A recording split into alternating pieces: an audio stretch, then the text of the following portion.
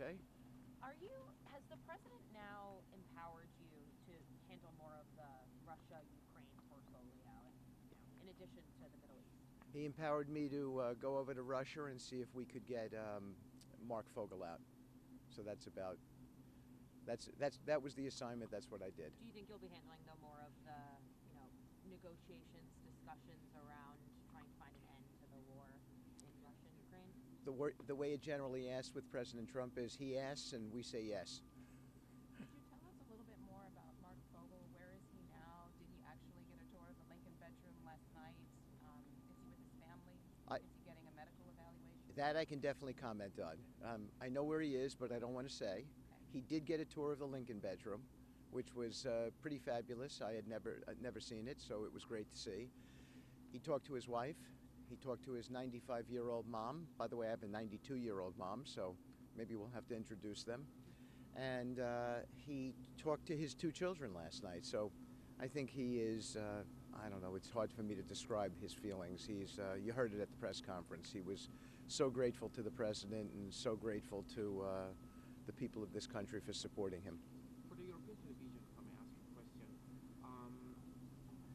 how the president, the kind of involvement that the president wants from Europe, are we going to see the president asking for more to be done for the European Union in Ukraine? And how close are to a peace deal?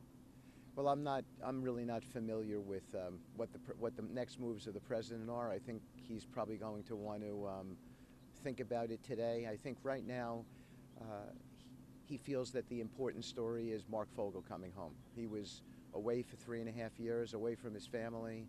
He's in his 60s. It's cold over there.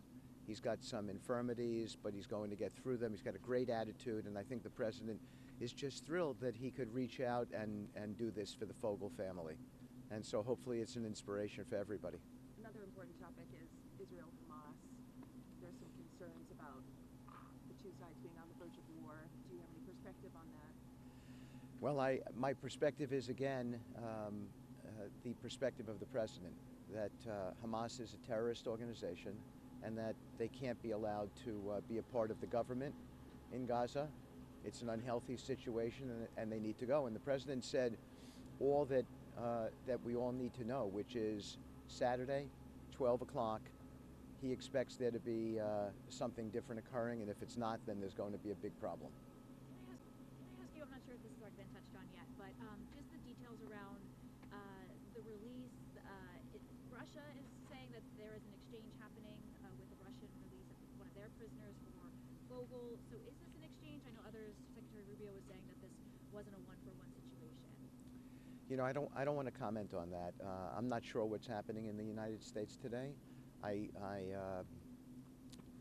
think that getting Mark Fogle out was critical, and the Russians were very, very helpful in that effort and very accommodating. And I think that's maybe a sign about how that working relationship between President Trump and President Putin will be in the future, and what that may portend for the world at large, for conflict and so forth. I think they had a great friendship, and I think now it's going to continue, and it's a really good thing for the world. Can you speak to how many times President Trump has spoken to Putin? I can't, because I don't know. And any more details just in terms of your own visit, taking your own private plane, how this felt, and just how many have you been able to retrieve so far? 10?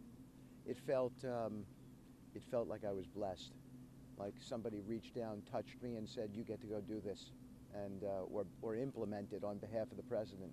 And it felt that I was touched and blessed as a result.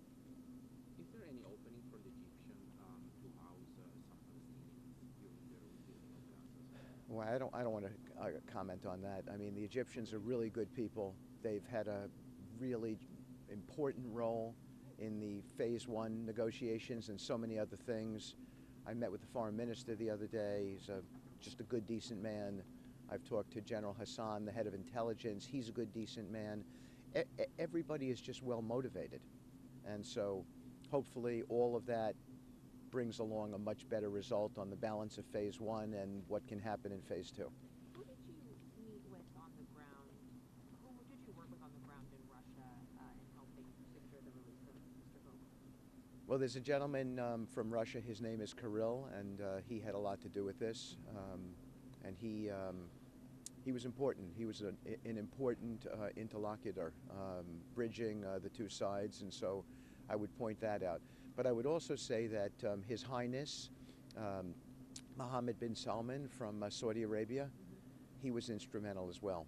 He has a very strong friendship with President Trump, and behind the scenes he was encouraging and pushing and looking for the right result, and it was helpful. It really was. Was he pushing the Russians? I think that he was just, I just think that he was a cheerleader for the deal. He was a cheerleader for this rapprochement, where the two leaders would come together. And that's what happened. So thank God. Sometimes you don't get a good result. Here we got a very good result, and Mark Fogel is the evidence of that. Do you know what your next trip is, Steve? I don't think I have one. It'll be as directed. President Trump, he winds me up, points me. You know where now President Trump will meet President Putin, and if it will happen? I don't know yet. Yeah. But maybe in the Middle East, more likely, if it happens. It could happen there. It could happen. I don't. It's much more about their schedules and so forth. But they had a great relationship in the first presidency, and I think if the 2020 would have been different, which we all think it should have been, then maybe we wouldn't be in Ukraine today. Maybe that wouldn't have happened. My bet is that it would have never happened under his watch, and I think that hopefully portends a quick resolution of the conflict over there. It just shouldn't have been. It's effectively a NATO war, and it just makes no sense to me, and I think it makes no sense to the president. And that's not because I'm saying it's because he said it time and time again. Thank you.